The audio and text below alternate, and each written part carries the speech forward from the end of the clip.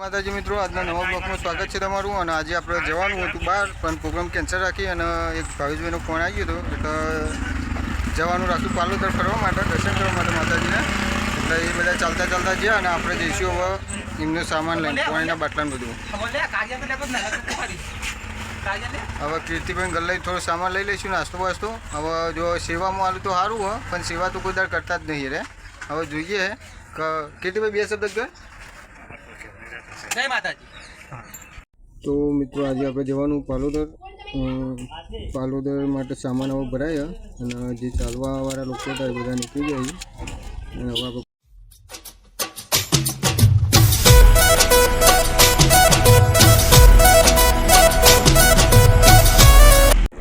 આપણે બાસના પહોંચી ગયા હતા અને બાસના બધા ચાલતા ચાલતા પહોંચી ગયા હતા। હવે આગળ થોડા જઈએ અને ઊભા રહીએ। ભાવેશભાઈ કહો એક ઊભા રહો તો ઊભા રહીએ અને જે થાકેલા હોય એમને ગાડીમાં પાછળ બિહાડી દઈશું।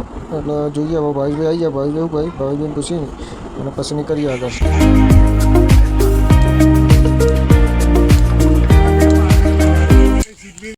હવે આપણે મહેસાણા પહોંચી ગયા હતા અને ભાવેશભાઈ કહે હવે આઈસ્ક્રીમ બધા ઠંડુ કરાવી દઈએ, એટલે બધાને આઈસ્ક્રીમ ખાવા માટે લઈ ગયા હતા। એટલે હવે સાઈડમાં ગાડી કરી લઈએ, એટલે બધા થોડા થાકેલા છે।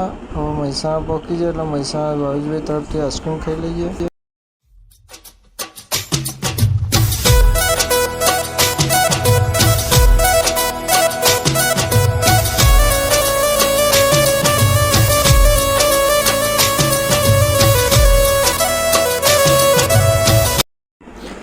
હવે પાલોદરમાં પહોંચી ગયા હતા।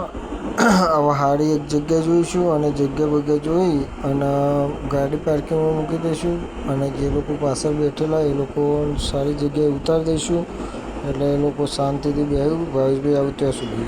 હવે મંદિરે પહોંચી જઈએ અને હવે લાઈનમાં થઈએ, માતાજીના દર્શન કરી લઈએ।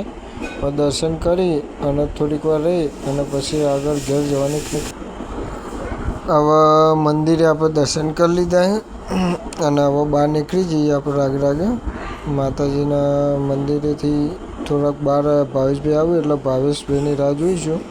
હવે બહાર મસ્ત લેબડા સોલાઈને આપણે બેસી જઈએ। હવે ભાવેશભાઈ આવીને દર્શન કરી લો પછી ફોન કરી એટલે આપણે શાંતિથી ગાડી લઈને નીકળવાનું। એટલે જોઈએ કેટલા વાગે ફોન કરી રહ્યા, કારણ કે હજી તો બહુ પાછળ હતા એટલે થાકી ગયા હતા। એટલે હવે આવો એટલે પછી આપણે જઈએ।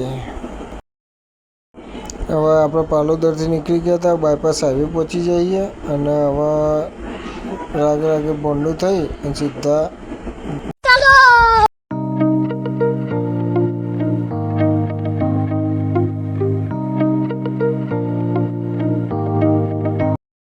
બોંડુ પહોંચી જાય। બોંડુના પુલ ઉપરથી જોયું તો વાતાવરણ વરસાદનું કરેલું હતું, એટલે આપણે તાટપત્રી મારી નથી, એટલે હવે થોડુંક પાછળ પેસેન્જર એટલે જોવું પડશે। વરસાદ ચાલુ થઈ ગયો વાલમ પહોંચે એટલે અને પૂજગામ પહોંચ્યા એટલે તો એક બાજુથી ધન ચાલુ જ હતો।